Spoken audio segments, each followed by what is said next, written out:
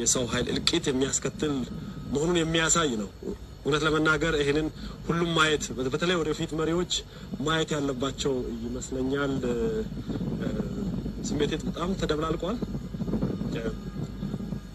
እናቶቻችን ያውቃሉ ብዬ አላምንም። ይሄንን ወጣቶች ይሄንን ያውቁ ነበር ብዬ አላምንም። አንድ ነገር ግን አውቃለሁ፣ መሪዎቻችን ይሄን ያውቁ ነበር በወቅቱ።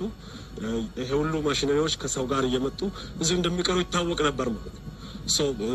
ማቆም አቅጣጫ መቀየር ይቻል ነበረ። ያ አልሆነም። እንደምታዩት ተከምሮ ለዘመናት ሊቀመጥ እዚህ አለ። ይሄ ሌላ ዓለም ላይ ስለመኖር አላውቅም። እንደዚህ በጦርነት ጊዜ የሞቱ ሰዎች ሳይሆኑ የሞቱ ንብረቶች፣ የሞቱ መሳሪያዎች ተከምረው አሉ። ሁሉም ያያል። እኛም ማየት አለብን ብዬ አምናለሁ። ይሄን ማመስገን አለብኝ የለብኝም አላውቅም። ማስቀመጣቸው ብሸጥ ብዙ ነገር የሚያወጣ ነው። መሸጥ አልፈለጉም። ምስክር ነው እንድኖር የተፈለገው። እንደ አንድ ኢትዮጵያዊ በጣም ከባድ ስሜት ነው የሚሰማኝ። ሌላው ደግሞ በጣም ከባድ ስሜት እንዲሰማኝ የሚያደርገኝ ይሄ የሆነው በኢትዮጵያውያንና በኤርትራውያን ላይ ነው። ኢትዮጵያውያንና ኤርትራውያን ከሌሎች ሀገራት ይልቅ የተለየ ቅርበት ያላቸው ህዝቦች ናቸው። በቋንቋ፣ በባህል፣ በሃይማኖት እጣ ፈንታችንም አንድ ላይ የተያያዘ ነው። አሁን የምናየው ነገር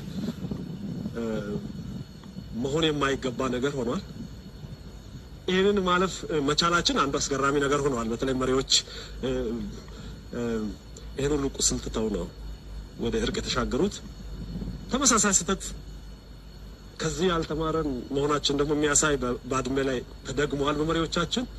ተስፋ አደርጋለሁ ከዚህ በኋላ ይሄ ስሜት የማይሰጥ ውጊያ እንደማይኖር፣ ይሄ ያው ምስክር ሆኖ አስተዋሽ ሐውልት ሆኖ እንደሚቀጥል አይደለም ከኤርትራውያን ጋር ከሌላም ድንበርተኛ ጋር ከሌላም ጎረቤት ጋር ውጊያ መፍትሄ ሊሆን እንደማይችል፣ የመጨረሻ መፍትሄ ሁሌም ሰላም ብቻ ነው። በውጊያ የተጠናቀቀ ምንም ድል የለም። በተለይ በጎረቤት ላይ የተደረገ በውጊያ የተጠናቀቀ ድል የለም። ከውድመት በኋላ እውነተኛ ምክንያት ያለው ያሸንፋል። ወደ ውይይት ወደ ሰላም ይመጣል። ይሄንን ከሌሎች ጎረቤቶቻችንም ጋር የምንተገብር ይመስለኛል።